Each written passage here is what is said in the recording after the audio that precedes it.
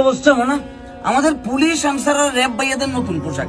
এখানে পুলিশ কেমন হইতেছে আনসার, আনসার কেমন হইতেছে র্যাব, আর র্যাব কেমন হইতেছে পুলিশ। এটা আমার ব্যক্তিগত অপিনিয়ন আর কি ভাইয়া। এখানে র্যাবের যে পোশাকটা দেখানো হয়েছে, র্যাব ভাইয়ারে মানুষ ডরানোর বদলে উল্টা মামা বলে ডাক দিবে, মামা এ মামা সরেন তো, এ মামা এদিকে যান তো, এ মামা এদিকে আসেন তো, এ মামা আসেন একটু চা খাই। এবং সরি টু সে বিভিন্ন মার্কেটে শপিং মলে বিভিন্ন সিকিউরিটি গার্ড আছে না, তাদের পোশাকের একটা বিশাল একটা মিল পাইতেছি আমি।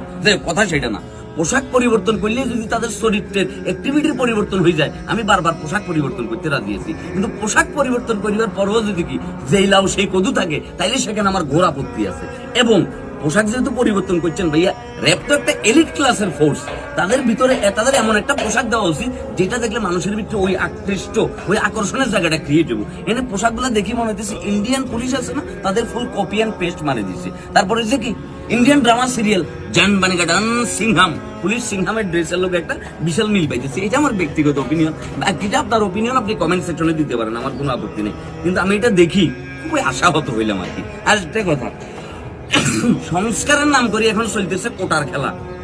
43 ভাই একজন আমার নগরে ভর্তি হয়ে গেছিল মেডিকেলে, 73 ভাই রোডে রোডে ঘুরতেছে। আমরা কি এমন সংস্কার চাইছিলাম? এমন সংস্কার তো আমরা চাই না।